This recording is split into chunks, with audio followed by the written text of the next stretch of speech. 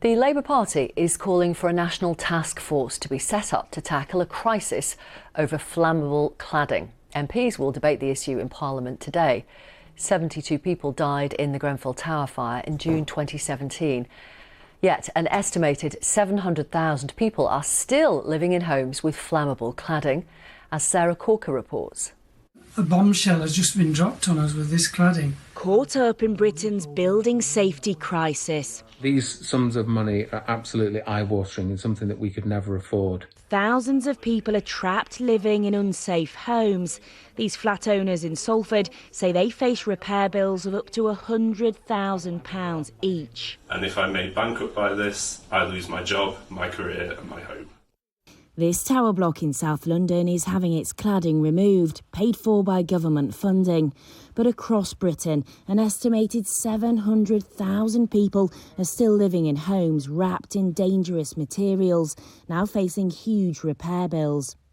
Labour says the government needs to get a grip on cladding problems, which are pushing people towards bankruptcy.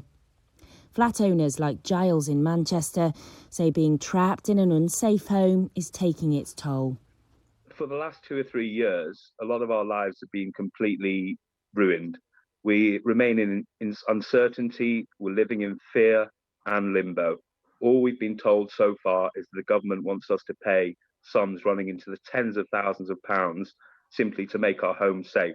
It's all got even worse over the last year because we're literally trapped in our homes for 23 hours a day during the pandemic. We almost feel safer outside than inside our homes. MPs will debate the issue in Parliament later.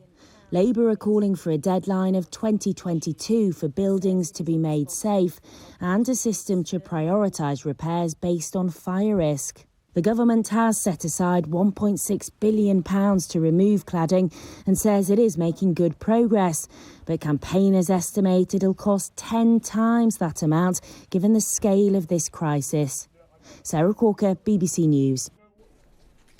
One of those who's struggling to keep up with increasing costs to protect her flat is Jenni Garrett. She's a homeowner at the Wicker Riverside development in Sheffield, and let's talk to her now. Hi, Jenni.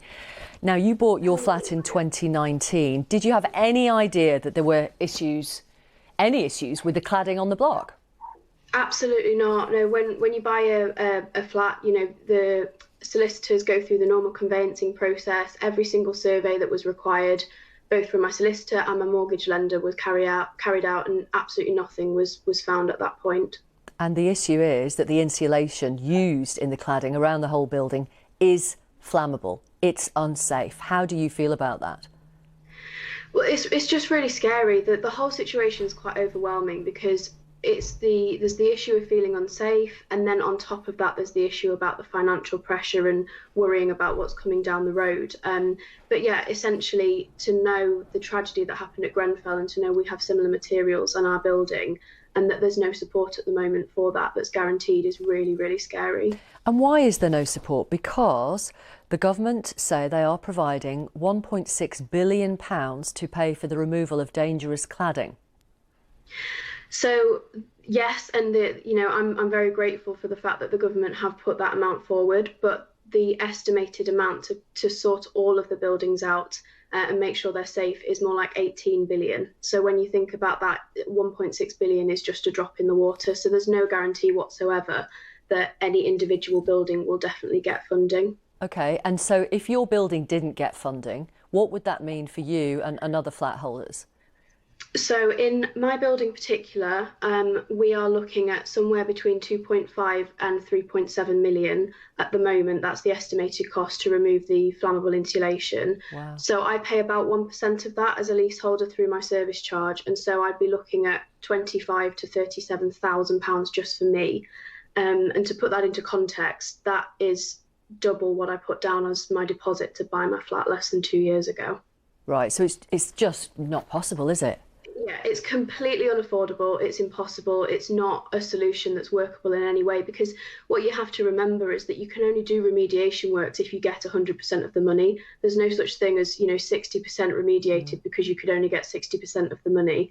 So unless everybody can pay, which will not be possible, the work just won't get done unless there's government support. And you will never be able to sell that flat either. No, and at the moment, the talk is that the solutions that the government are looking into are potentially long-term loans. So even if that is something that gets done, then we're then looking at having this money attached to the property. So it would be that I'd potentially looking at £30,000 attached to the property. So even once the cladding is removed, why would anybody buy a flat if it's got a huge loan like that attached to it? So the solutions that are being tabled at the moment are just completely unworkable and don't resolve the situation. So you would say to the government, look, give us the right amount of money so we can all get rid of this flammable cladding. In the meantime, the Labour Party is suggesting that there should be a national task force set up to sort of coordinate all this. Would that make any difference? What do you think of that idea? Yeah, I think it's really important to have a task force that's working specifically on this crisis. We've been waiting for too long for announcements to be made. Every time there is an announcement, it's essentially it's a sticking plaster. It's a little bit of money to help here, but it doesn't cover the problem. So a task force would urgently look into the data. And at the moment, there is still no comprehensive understanding of how many buildings are in this situation. The number just keeps going up and up every time new statistics come out. So a task force would be really important. And I think it's great that Labour have tabled this, but the point about solving the cladding crisis is that we need really comprehensive cross-party support to resolve it. OK. Thank you very much, Jenni. Thanks for filling us in on the issues. Wish you all the best.